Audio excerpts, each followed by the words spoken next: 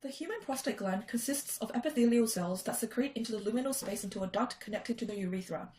Opposite the basal lamina, a fibromuscular stroma which is composed of fibroblasts, smooth muscle cells, and an extracellular matrix intervenes between the secretory acini. The histological structure of the prostate undergoes age-related changes after peak reproductive age to chronic wound repair, which often develops into prostate cancer.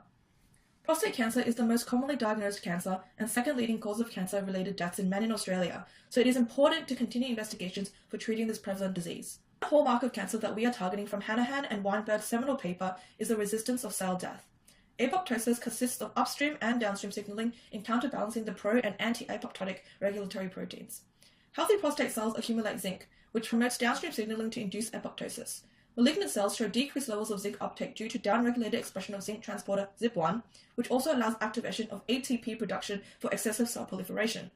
This can cause stress within the prostate due to the increased space taken up by replicating cancer cells, and therefore also increases the likelihood of developing other hallmarks of cancer, including metastatic characteristics.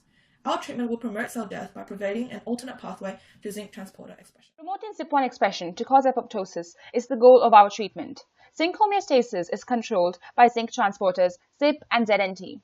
In malignant cells, the ZIP1 gene is silenced by the Ras-responsive element binding protein 1, binding to the promoter section of the gene, preventing downstream transcription. The ZIP1 transporter is the main transporter involved in the increase of intracellular cytoplasmic zinc level. Our suggested treatment is injecting an HIV-1-based lentiviral vector with a prostate-specific antigen, promoter region, and ZIP1 gene to increase the expression of ZIP1 transporters, and therefore increase zinc uptake in malignant prostate cells to cause apoptosis. The PSA promoter is activated specifically in prostate cells and at a far higher level in cancerous cells. This makes the treatment specific to prostate cancer cells. Also, the PSA promoter is not affected by the REP1 protein.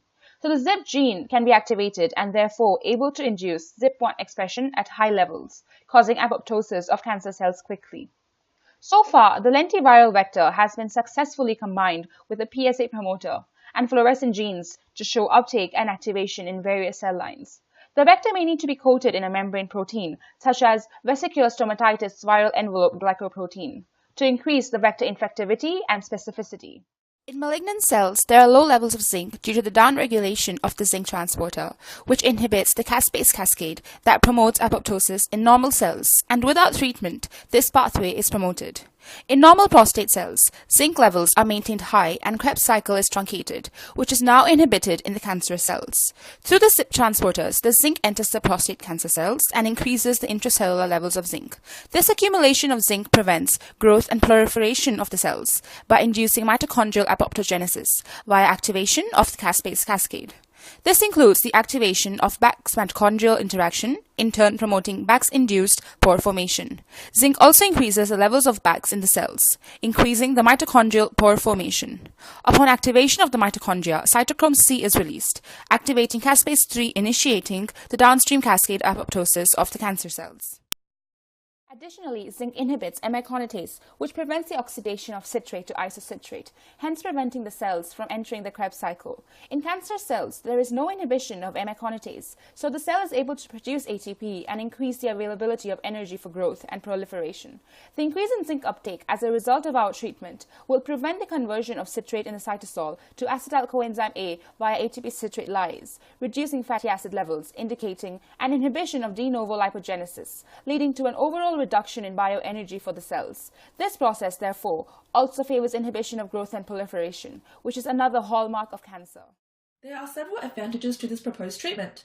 The high specificity of the lentiviral vector to cancerous prostate cells reduces the negative side effects both elsewhere in the body and in the healthy prostate cells. The treatment can also target dividing and non-dividing prostate cancer cells, which is especially important as prostate cancer is a slow-growing cancer. Also, all the components for this treatment, including the isolated PSA promoter and the HIV-1 lentiviral vector, are all currently available. Therefore, this treatment could be easily assembled for experimental testing. The lentiviral vector will be third generation, which have been corrected to ensure safety and prevent the formation or replication-competent lentiviruses through recombination between plasmids. Despite all the promising advantages of this treatment, there are a select few disadvantages that need to be considered. With the current co-transfection methods that are available to us, it will be difficult to obtain a higher titer of the lentiviral vector, which may be a therapeutic limitation.